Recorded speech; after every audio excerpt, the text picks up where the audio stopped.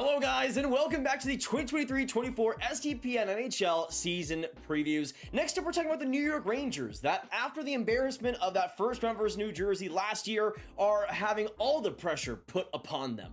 But can they get past that pressure, rise above in the Metro, and take that next step? Well, watch till the end because we're going to be answering all those questions and more, dissecting what's next for the Rangers. But before the preview, let's first talk about today's sponsor in Sports Interaction. Get in the action and make your bet with Sports Interaction. The baseball season is coming to a close, and at least in the regular season, a ton of important games to bet on. You can bet before the game or live and play with all your favorite teams. Head to sportsinteraction.com/SDPN or download the app to get started. 19 plus, and please play responsibly. Now, even though they lost a lot in the offseason, they also gained some interesting options. For the first addition they made this offseason of really big substance, you got Blake Wheeler, who was bought out by the Jets and acquired by the Rangers on an $800K deal. In this last year, 55 points in 72 games. Likely more on the playmaking side for the Rangers, at least in terms of his utility, but likely on that top six and really good right wing depth that they really desperately needed.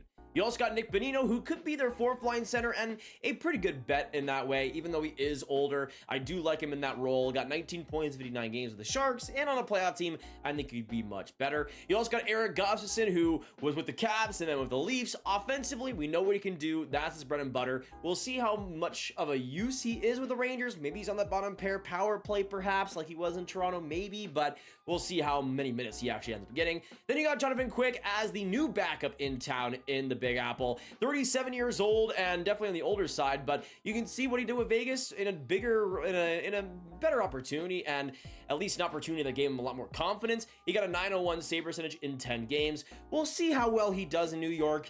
The hope is he can have a backup role, get a good amount of games, and bring some pressure off of Shesterkin. That's really the best case scenario. In terms of the players they lost, though, a couple of deadline additions, Vladimir Tarasenko being the biggest one in my opinion. He goes to Ottawa, and a player that they will desperately miss. He was fantastic for them in the regular season and the playoffs offensively, brought some great punch that they didn't really quite have. You also likely lose Patrick Kane. We'll see if he re-signs somewhere else or if he re-signs with New York.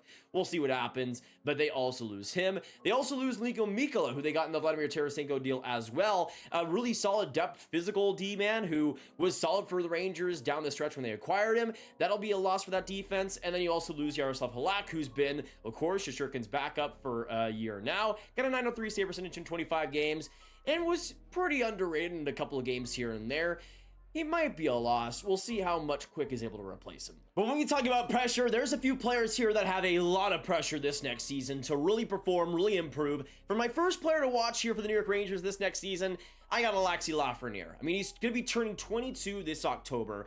The time is now, man. I mean, it needs to happen now. 39 points in 81 games, which was an improvement over the year before, but we need to start seeing great production. We need to start seeing actual top six production. 40 points should be the minimum ask of a first overall pick. Even if he is getting those lesser opportunities because he's likely in that third line and everything, he still needs to have a much better season.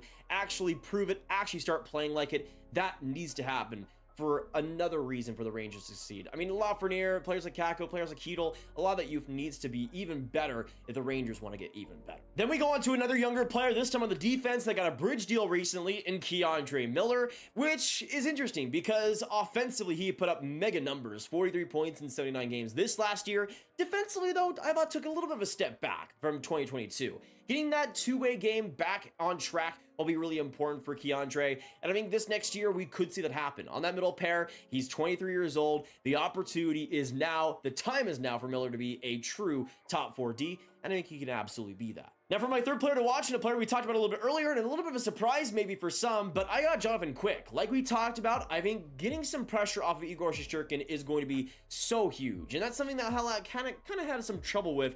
Totally. And I feel like with Quick in a backup role, we'll see if he's good enough to really compete in that spot. To me, though, getting that pressure off Shesterkin, getting a lot of games, hopefully around like 30 or so, and playing solid in those games, getting some wins will be extremely vital. He needs to do that for the Rangers. He needs to give some stress off of Shesterkin so he can be a lot better in the playoffs too. Let's go through the Rangers and rank their forwards, defense, and goaltending next up. And of course, starting in the forward position, they're pretty solid here. And of course, you got great guys like Mika Zibanejad, Artemi Panarin, and Chris Kreider. But I think we will hopefully see some improvement in Lafreniere, Hedl, Blake Wheeler on that top six is going to be really interesting. Capo Caco hopefully having a better offensive season. Overall, the forward group is pretty solid. I give it a B+.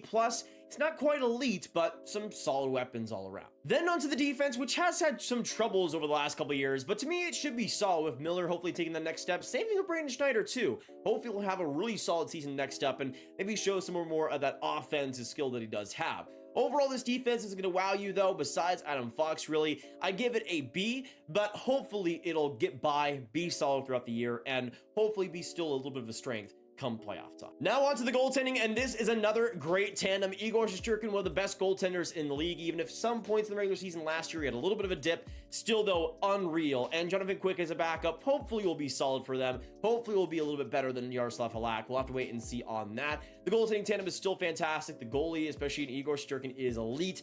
A+ for the Rangers on the goaltending side. Overall, though, my biggest question has to be with the new head coach in Peter Laviolette, how much does he get out of those younger players? How much does players like Capo Caco, like Hedl, like Lafreniere improve? Because in his time with Washington and other teams, younger players getting up and really getting great spots has been a problem. But Laviolette has already talked about players like Alexis Lafreniere and the talent that is there, and I think that is a great encouraging sign. I think for Laviolette to balance those younger players and those veteran players is always the biggest challenge with this Rangers roster. And to me, it's something that we'll hopefully see him be challenged by and succeed in. But to me, that is the biggest question. Laviolette getting this Rangers team to the next level, especially in a great Metro that has two teams likely better than them in the Canes and the Devils, getting more out of the guys they already have is going to be the most important thing here.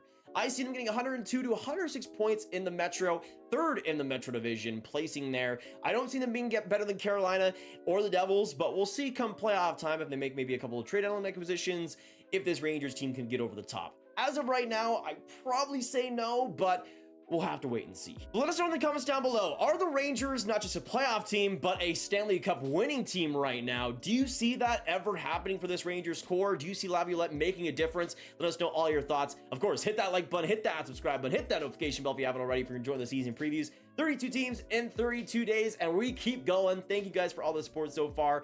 Of course, share the video with all the hockey fans and Rangers fans you guys know online, and I will see you in the next one. Have a great day, and goodbye.